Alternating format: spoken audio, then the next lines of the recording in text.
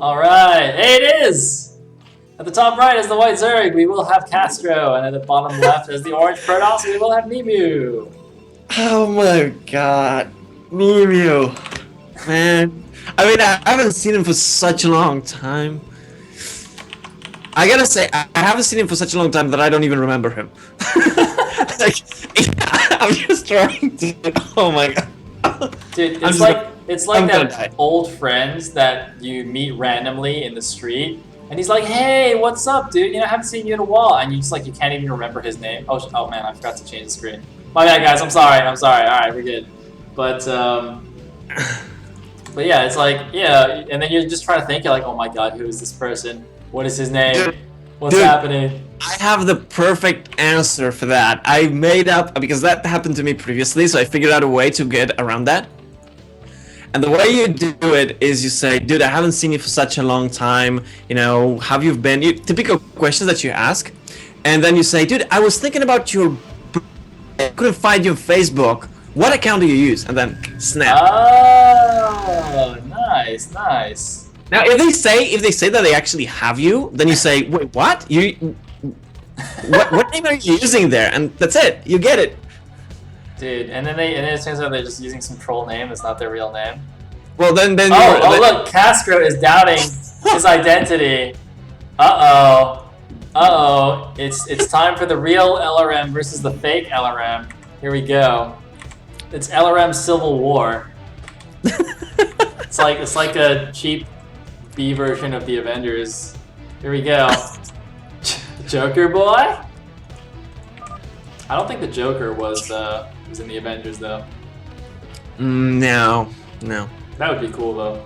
Although they're mixing so many things right now that I don't even know what's what. Like I'm watching like this trailer for Deadpool, and they're mixing that with X-Men, and I'm not that proficient in comics. Dude, so I just saw the Deadpool movie. That's actually really good. But I mean, yeah, Deadpool's like part of the Marvel universe, same as X-Men. Yeah. So they're all part of the same universe.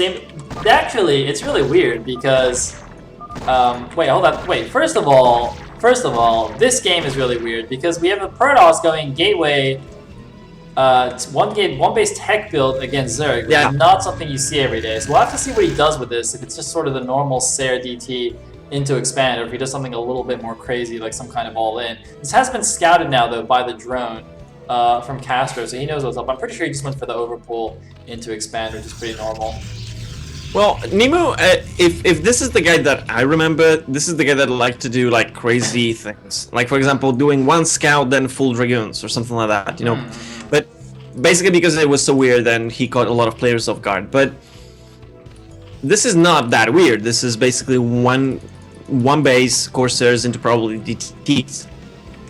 Yeah. So I'm not sure. I mean, basically the bad thing for CaStro is that he's actually going for 3 bases. And if I recall correctly, if you're Zerg and you're playing against this, you want to go 2 base. I think that's a generally accepted wisdom, but I do quite clearly remember one game I casted. I can't remember what tournament, where the Zerg just went 3 bases, and the Protoss did this, and the Zerg just completely crushed him anyway, and I was like, oh, okay, I guess it doesn't matter that much.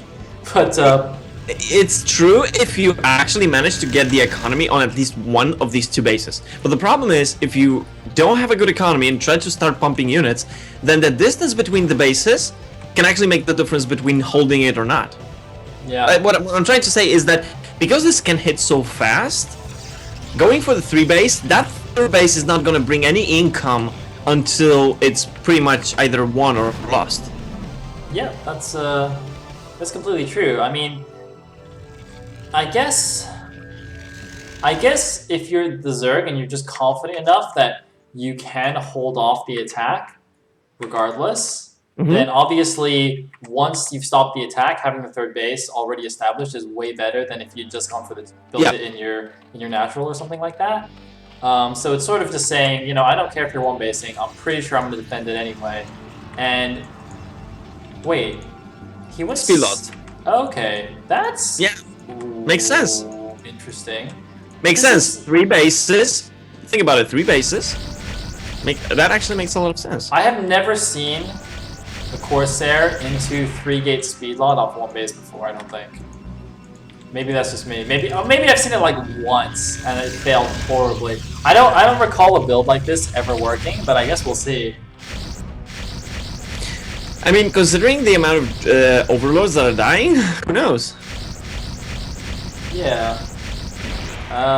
Well, the one overlord has fallen. Wait, no, 2 overlords must have died because he's severely supply blocked, actually. Yeah. Okay. So that's actually really nice.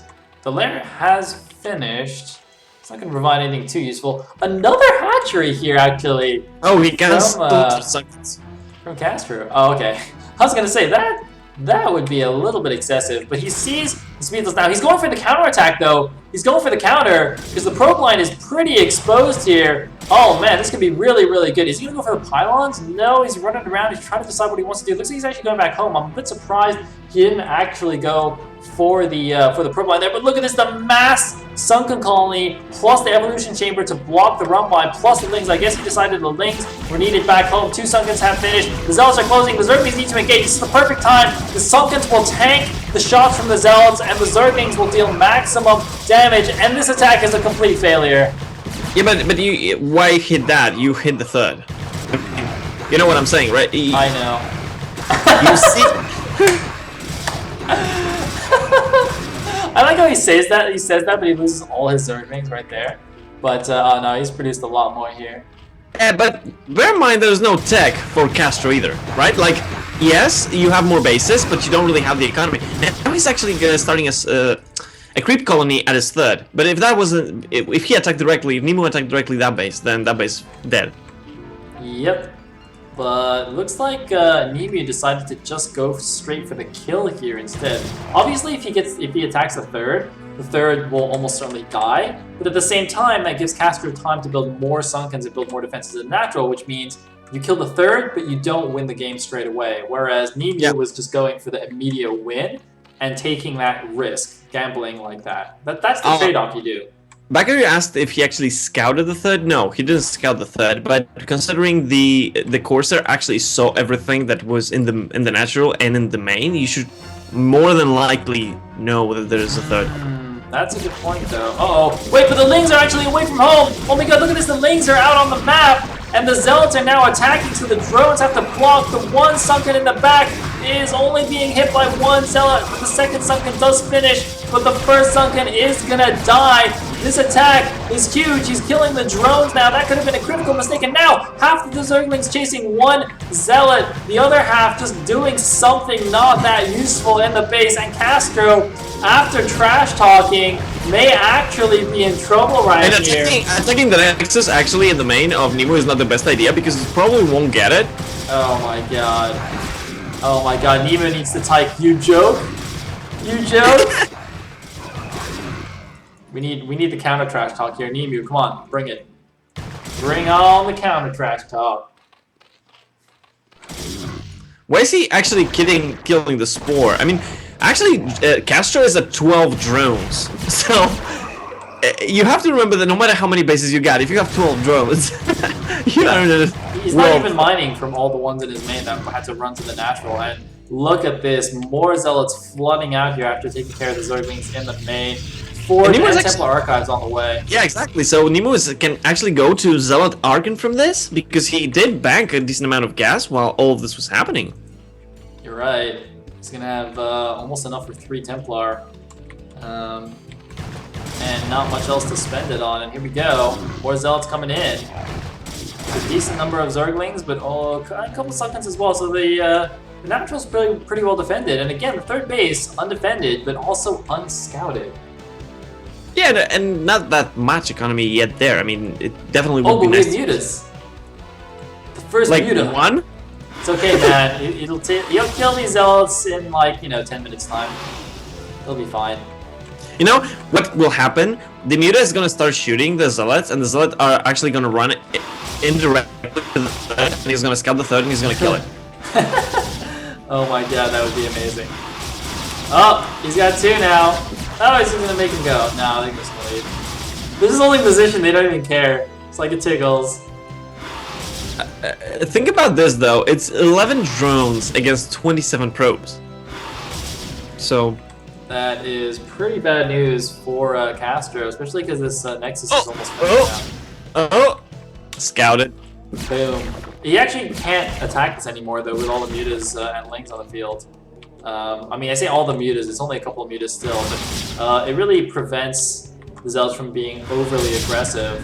He's also obviously got to worry about the threat of a big counterattack on his natural now by the mutas and all the Zerglings. So it looks like, wow, he's going to cancel that that one cannon, though, now that the Archon's arrived. Interesting. Well,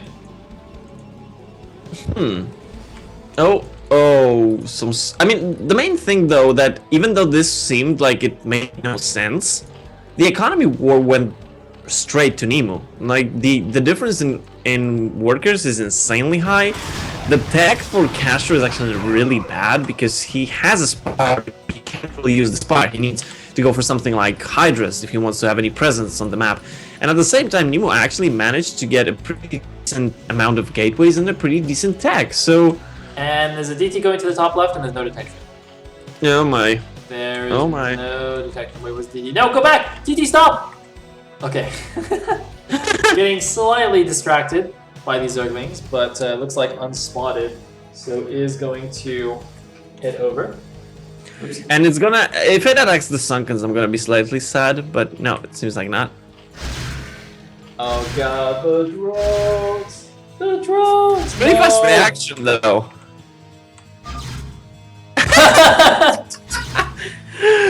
Oh god, there it is!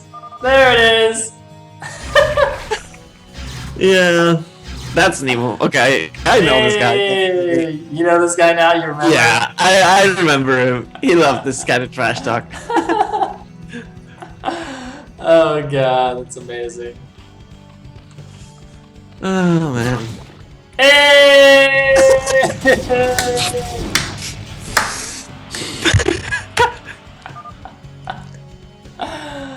Oh god, CaStro. Just for those of you who don't know, CaStro actually did GG, but he left so fast that we didn't see it. I'm sure that's exactly what happened. I have to defend the LRM names, guy. I mean, you understand that, right? Oh my god. Oh my god. Alright. And now apparently because NeMu is so awesome. Okay, so we're not gonna watch the rest of that series. We're instead gonna switch to a different NeMu game. It's gonna be NeMu versus Remag. Apparently, by the way, just to conclude that, NeMu did beat CaStro 2-0 after that trash talk. So the boxer bad manner to destroy the mentality of your opponent. Yep.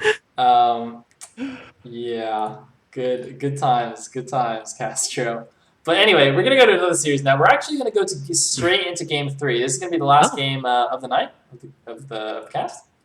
It's gonna be NeMu versus Remag on Heartbreak Ridge. So game number 3. So yeah. Wow, 1-1. 1-1 indeed between these two players, and I guess that means it's gonna be a PvP.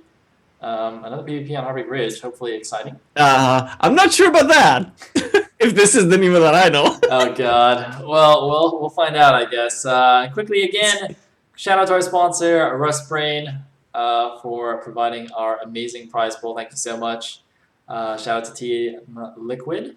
Wow, I got caught between saying TL and Team Liquid. It's like, anyway, shout out to TL and all the admins, particularly to Apocalypse, for helping organize all this stuff.